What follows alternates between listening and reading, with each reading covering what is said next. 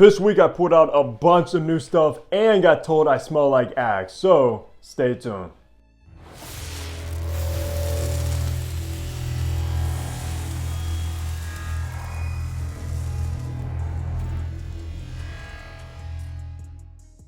Hey, what's up? Fragrance Hunter here and welcome back to the channel where I upload weekly fragrance content, so you know the drill. Hit the subscribe button down below and also make sure to follow me over on my Instagram page. Now, I know it's been a minute since my last weekly fragrance rotation, probably about a month or so, which is crazy. I apologize about that, and I definitely missed you guys, and I hope you've all been doing well that always tune in to this series. Just kind of have been taking a little bit of a break, sometimes not wearing a fragrance on a particular day, which has been much needed because lately I've been just so overwhelmed and oversaturated with fragrances, which of course, too much of anything can always turn into a bad thing. We are back, like I said, and if you aren't familiar with this series that I do, we basically run down what fragrance are worn each day, how many sprays, the kind of weather, and of course, if that particular fragrance got a compliment or not. So how about we get right into Sunday? Sunday was in the low 70s and cloudy, and it's also been warming up here, which has been nice. Finally, we get to pull out some of our warmer fragrances where I'm at.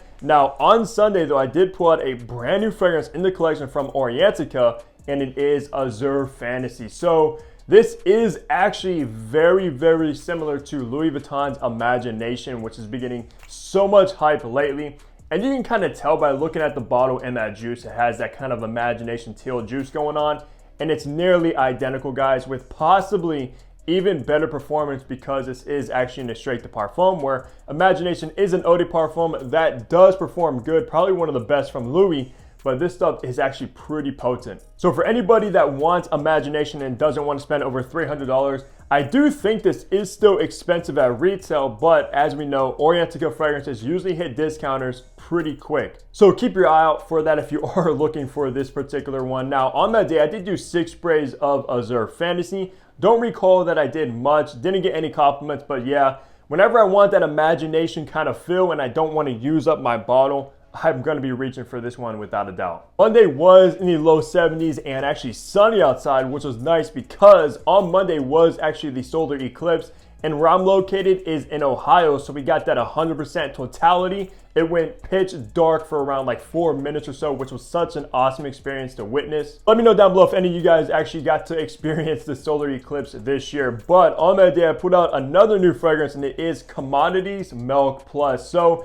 Commodity Milk Plus is probably my favorite, if not my second favorite, from the entire kind of scent space collection they got going on. Of course, like the name Milk, you're going to expect a creamy lactonic fragrance, and that's pretty much what you get. But with this kind of bold version of it, it's very spicy, very woody, a little bit earthy, but it does dry down to this creamy, milky kind of vanilla and that milk note in and of itself, which is such a great fragrance. And I'm glad to have this one in the collection now alongside a Velvet Plus, which these two kind of go head to head as my favorite from the brand. Now, on that day, I also did 6 sprays of Milk Plus. The performance was actually very, very good from this flanker. So if you love spicy lactonic fragrances, this one has to be on your radar. Tuesday was in the mid 70s and cloudy outside, and I pulled out a very hyped fragrance and hyped brand. It is Middle Eastern, and I finally got my nose on these after such a long time, and it is Latafa Assad.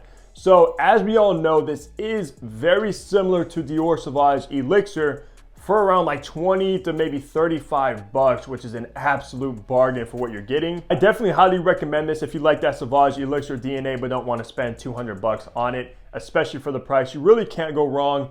Even though, guys, like I said in the intro, I got told I smelled like Axe, and it was because of this fragrance, which did kind of hurt. Basically, I have my coworker, which usually does compliment my fragrances. She's also into perfume, etc. But on that day, she actually did not expect that whoever smelled like this was coming from me, because she said that it smelled like somebody was wearing Axe. And I was like, oh no, that's like the last thing you want to hear, especially as a fragrance enthusiast. But at the end of the day, I do kind of see where she's coming from. This does not smell expensive. It does not smell high quality at all. You are getting that kind of $30 quality fragrance with it, even though it does smell good, but it doesn't smell like something costs over $200, if you know what I mean. But it is very crowd pleasing, very inoffensive, and I don't really see many people not liking this. She did say it smells good, but it does smell kind of cheap.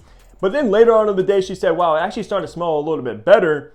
And then maybe an hour after that, she said, nah, actually, I changed my mind. It does still smell like Axe. But if you do want to get your hands on these Lattafas, I will leave a link on this video. I did do 10 sprays of Assad, and the performance was nuclear, like very, very beast mode performing. I think this is an extrait, or maybe it is an eau de parfum. But anyways, beast mode performance, you're not gonna need anything more from it. It will get you through the entire day with ease. So that's what I put out for Tuesday, is the very hyped Assad. Wednesday was actually kind of cooler. It was in the mid 60s and actually rainy outside. And actually guys, I put out another Lattafa since I got these two basically back to back, the same package, and this is Kamra. Now, I don't know if you pronounce this Kamra or Hamra, because I know like Hamzat, you pronounce it like Hamzat, and it's kind of spelled the exact same.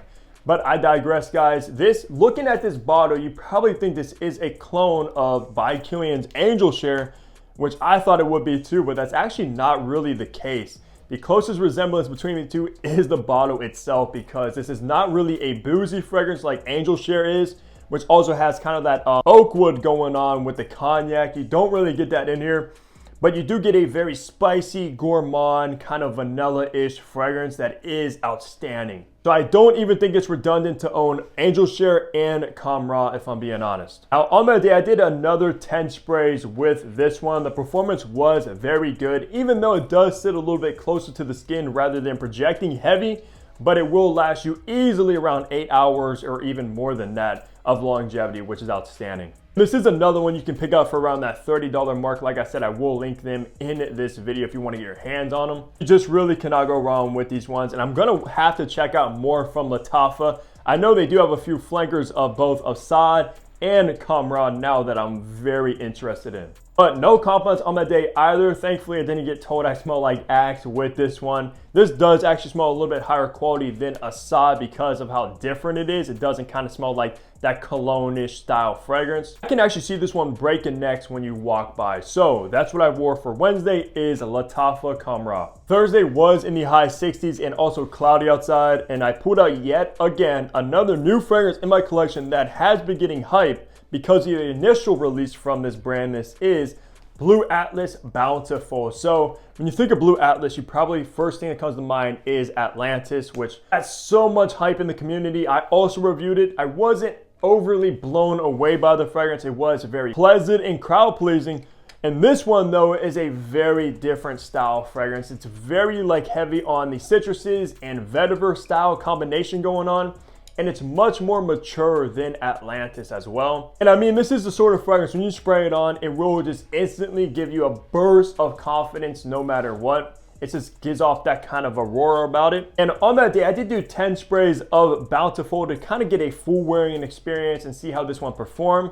The performance wasn't necessarily the best, maybe about average, and that's pushing it. But I don't necessarily think they were trying to go for a beast mode fragrance. It's more so like a classy, sophisticated, maybe going out to a nice dinner sort of vibe where you don't want to overpower whoever you're around. But still, for around the $100 mark you can get it for, I think it might be actually worth it. I'm also going to have to do a full review on Bountiful very, very soon, since so many people are interested in this one because of the hyped Atlantis. Now, on that day, I did get no compliments, because even with that 10 sprays that I usually do, my go-to spray routine, this one didn't really push off the skin like I was expecting it to. You're gonna have to actually be pretty close, like people will come in very closely in your scent bubble to maybe pick up on it and give you a compliment. So it's not necessarily gonna be a compliment magnet. So that's what I chose for Thursday, is Blue Atlas Bountiful. Friday was pretty cold. It was in the high 50s and very rainy outside. It was such a crappy day on Friday, like thunderstorms, etc.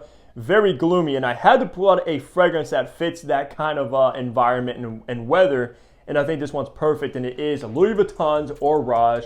And Orage actually means thunderstorm, and I believe French, so of course I had to rock it. And to believe it or not, this is one of my favorites from Louis Vuitton that's extremely underrated in my opinion. If you're a patchouli lover like myself, then this is gonna be a must, especially from the house of Louis Vuitton. It has a very well done earthy patchouli that does smell authentic, along with a nice crisp bergamot.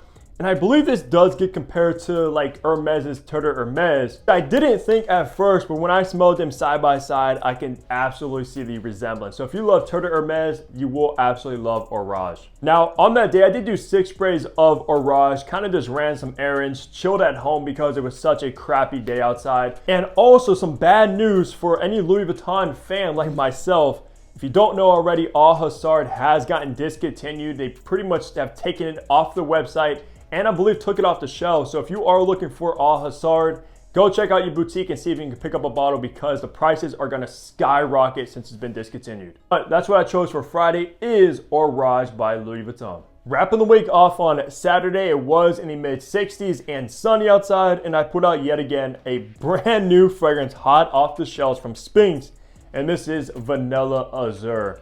Honestly guys, this one I'm very impressed with and probably my favorite from the house of Sphinx since I love vanilla. This one's very creamy, very sweet, a little bit spicy, and you also get this kind of marshmallowy vibe about it as well. And just a perfect unisex fragrance from Sphinx, which I think they needed more of, and they definitely came out with some. Now, on that day, I did do 6 sprays of Vanilla Azure, kind of just ran around, did some stuff, and also watched the UFC 300 event last night, guys, which was a banger.